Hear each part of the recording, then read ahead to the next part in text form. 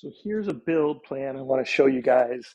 My son, who's 14, is getting back into this now that our weather's nicer in Minnesota, and he wanted to build a big sniper rifle. So I showed a quick video of what we are going to do with that. We're going to use one of the large AK-47s kind of as a donor for that one. And he wanted to do it kind of really fast, so we didn't put a bunch of time into it to make it look really pretty. He just wanted a really big gun that was, like 4.5 feet tall. So as we were building that, though, I started thinking of some ideas of how I could make one that was a lot prettier, essentially, right? That was a lot nicer. And it was based off the M4a1 because I want one that shoots harder. So this is my start.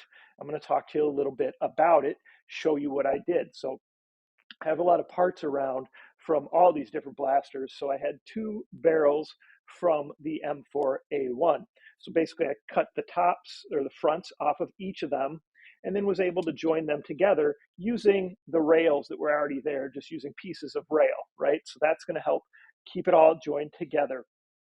And then on the inside, to make sure that the barrel is going to stay straight for the length of this, right? Because it's more than twice as long as it would be otherwise.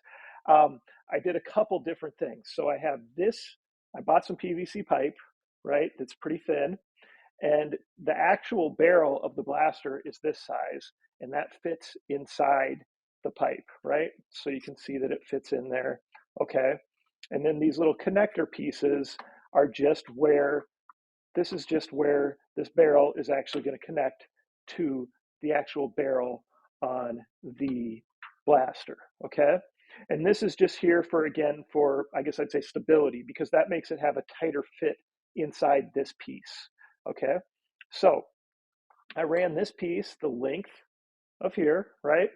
And then there still was too much play in there. So basically I ran that inside some pieces like this, okay? Because then that allowed it to have less play, help keep it straight all the way along.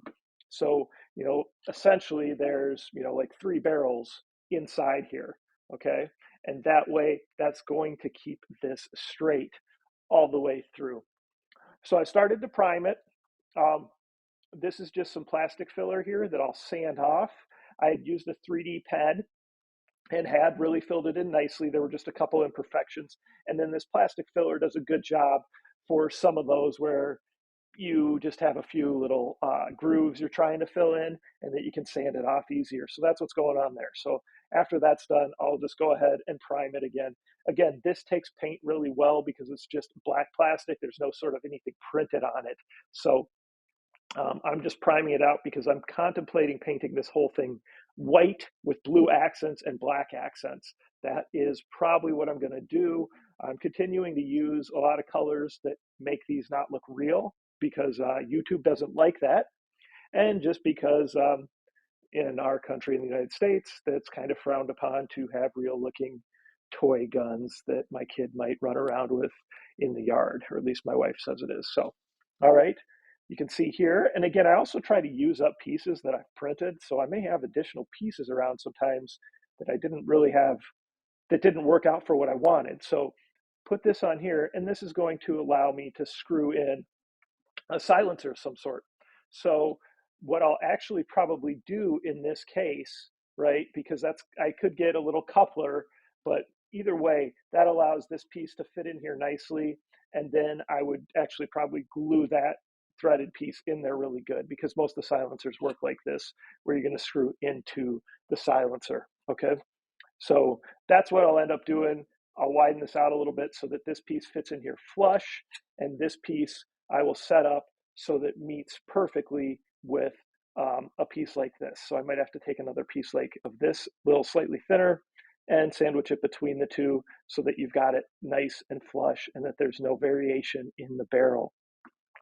So that's the plan there. These are just a couple different ones that I might use, both 3D printed. So we'll see what I decide after that. But the fact that I'm going to make it threaded is going to allow me to change that out, and it's going to allow it to have a lot of length like that. Okay. Other than that, the only thing I really needed to do to this piece was I needed to widen this out because I wanted this, the inner barrel, to go in as far as it could, which really isn't that far. It only goes in about this far. But I think that's just going to help with stability and strength. So if we look here, you can see, and that's actually just a piece that's kind of in there that'll just be floating in there, but again, it's going to help it fit a little tighter. Okay, and then there's that PVC barrel. All right.